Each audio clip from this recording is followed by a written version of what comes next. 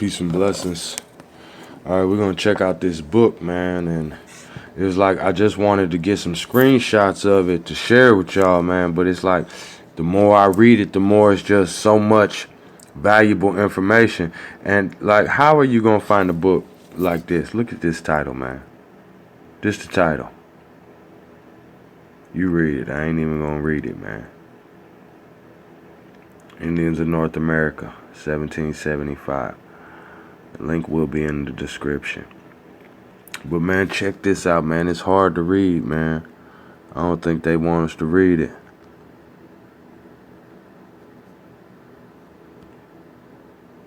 They don't want us to read it. Check this out, man. They say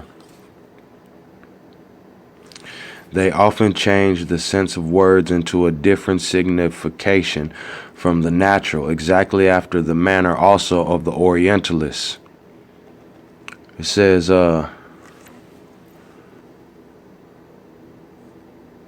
even their common speech is full of it. Like the prophetic writings in the book of Job, their orations are concise, strong, and full of fire, which sufficiently,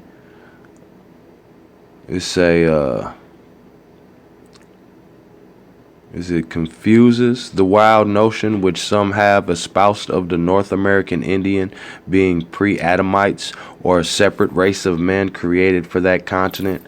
What stronger circumstantial proof can be expected than that they, being disjoined from the rest of the world, time immemorial, and destitute also of the use of letters, should have and still retain the ancient standard of speech conveyed down by oral tradition from father to son, to the present generation.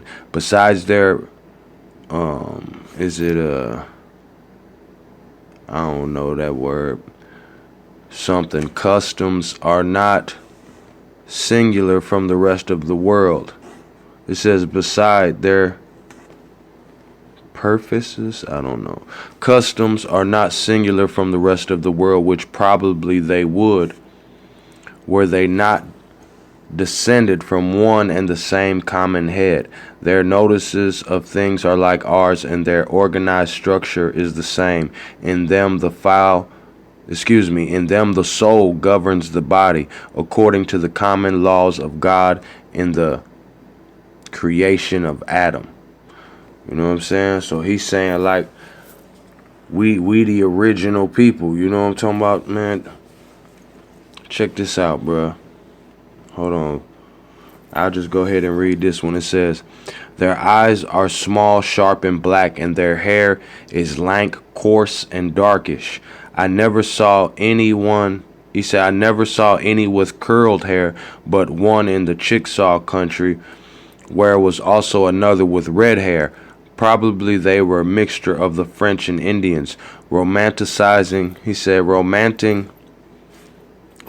travelers in their credulous copyists report them to be something, man, and as perfect as something, and they appear to be strangers, but both sexes pluck all the hair off their bodies with a kind of tweezers made formerly of clam shells. You niggas always talking about, man, I don't see no Indian with no beard. Man, these niggas got razors, bruh. So you think your people savage, man. You should think more highly of your people, man. It says, but both sexes pluck all the hair off their bodies with a kind of tweezers made formerly of clamshells, now of middle-sized wire, I think. I don't know. In the shape of some kind of worm, which being twisted around a small something at the ends, fastened therein after being properly tempered, keeps its form. Holding this Indian razor between their forefingers and thumb, they deplume themselves after the manner of the Jewish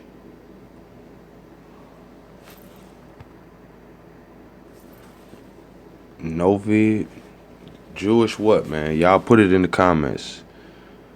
Priests and proselytes. Oh, not novelites. I don't know. Priests and proselytes, as the former could could not otherwise be purified for the function of his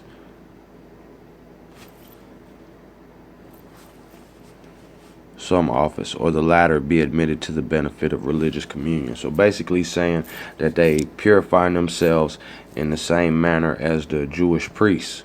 You know what I'm saying? Hold on, man, I got another one. Now, also, this was the one that blew my mind too, man, where they talking about, that the language connection between the American Indians, so-called, and Hebrew is the same kind of expression. You know what I'm saying? So check this out. It say, advancing a few steps in this posture, they carried their shells with both hands, as in something, to one of the most principal men on those red and white seats, saying on a bass key, Ya'ah, quite short. Ya'ah, quite short. And he's saying a bass key, so I'm just trying to, on a bass key, Ya'ah, quite short. Then in like manner they retreat backwards, facing each other with their heads bowing forward, their arms across, rather below their breasts, so that, and their eyes half shut. It almost sounds like the same posture when you pray in Islam. You know what I'm saying? With your eyes looking straight down at the ground in front of you, like it would appear that they were half shut if it was somebody looking at you. You know what I'm saying? And you got your arms, to say their arms across, rather below their breasts, and their eyes half shut. That's the same way we stand at the mosque. You know what I'm saying? Thus, in a very grave, solemn manner, they sing on a strong bass key the awful monosyllable, oh, for a space of a minute. Then they strike up the majestic he on the treble with a very intent voice, as long as their breath allows them. So they holding it like when you reciting. You know what I mean? Ya'ah. He say Ya'ah, oh, he, wa. Then they strike up a majestic he on the treble with a very intent voice, as long as their breath allows them, and on a bass key with a bold voice and short accent, they at last utter the strong, mysterious found wah, and thus finish the great song in a most solemn invocation of the divine essence. The notes together compose their sacred, mysterious name, Yaohiva. Yaohiva. Yeah, that wa should be a va, because that's the double V, because this, that, So it's Yaohiva. That this seems to be the true Hebrew pronunciation of the divine essential name, Jehovah, will appear more obvious from the sound they seem to have given their characters. The Greeks, who chiefly copied their alphabet from the Hebrew, had not jed but erred, very resembling the sound of ry, then ancient Teutonic and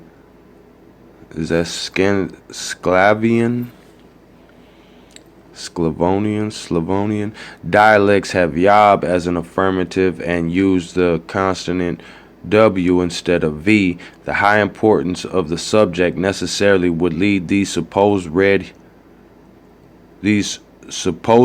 Hebrews, when separated from other people of America, to continue to repeat the favorite name of God, Yohiva,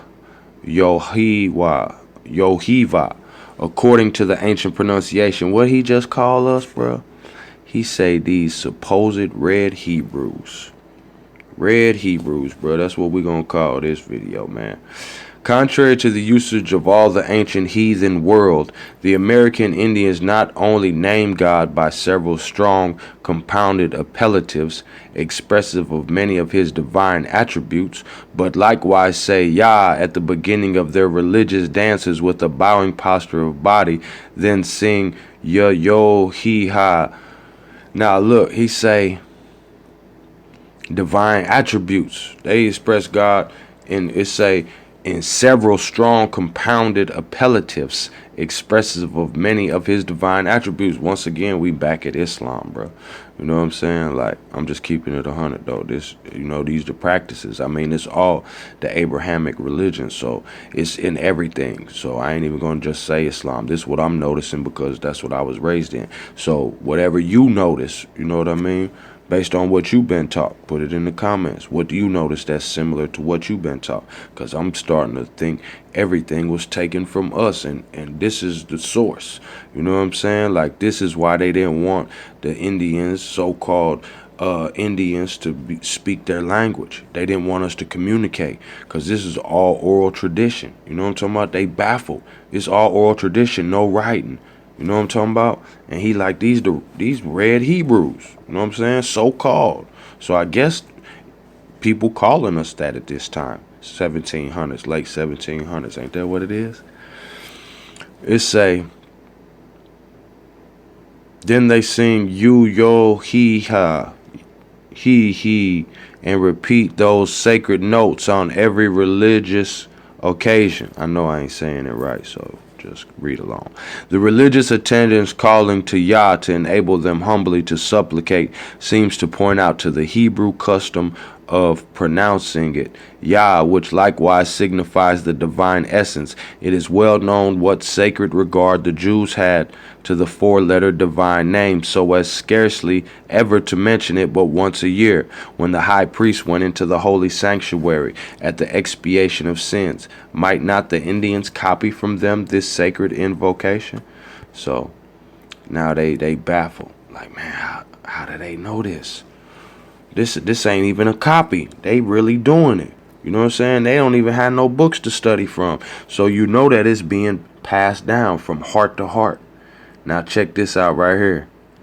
He say, some have supposed the Americans to be descended from the Chinese, but neither their religions, laws, customs, etc. agree in the least with those of the Chinese, which sufficiently proves they are not of that line. Besides, as our best ships now are almost a half a year in sailing to China, or from thence to Europe, it is very unlikely they should attempt. Oh man, the devil is a lie. He says, very unlikely they should attempt such dangerous discoveries. Now look at this. He talking about, man, it take a year to sail to China. Man, ain't nobody even trying to do that. You know what I'm saying? So y'all want to make it like all this shit is simple, man. Like people hopping on Southwest or something and coming over here. You know what I'm saying? Dude right here saying, man, ain't nobody finna say, besides, as our best ships now are almost half a year in sailing to China, or from thence to Europe, it is very unlikely they should attempt such dangerous discoveries in early time with their supposed small vessels against rapid currents and in dark and sickly monsoons, especially as it is very probable they were unacquainted with the use of the landstone to direct their course. What's that say? Lodestone to direct their course. China is above 8,000 miles distance from the American continent, which is twice as far as across the Atlantic Ocean, and we are not informed by any ancient writer of their maritime skill, or for so much of any inclination that way besides small coasting voyages. The winds blow likewise with little variation from east to west within the latitudes of 30 and odd north and south, and therefore they could not drive them on the American coast, it lying directly contrary to such a course. So he's saying they can't even, the wind ain't even gonna blow them over here. You know what I'm talking about? Neither could persons sail to America from the north by way of Tartary or ancient Scythia, that from its situation never was or can be a maritime power, and is utterly imperceivable for any,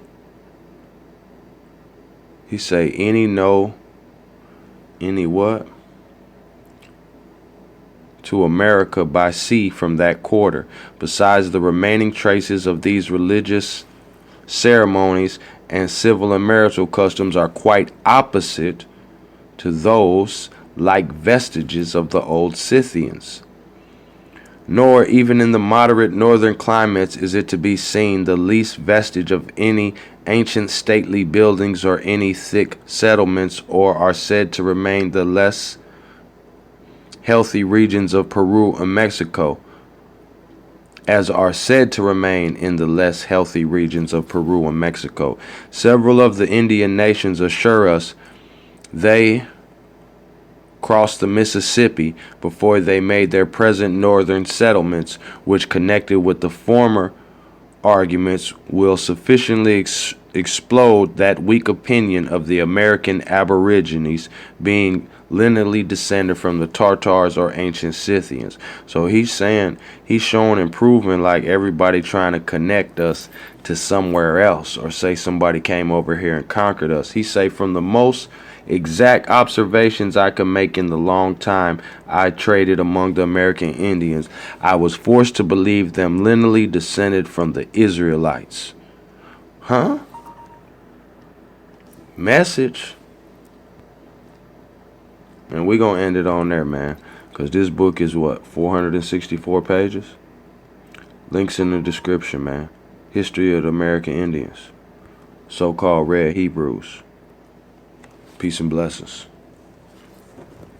Just move on up toward your destination.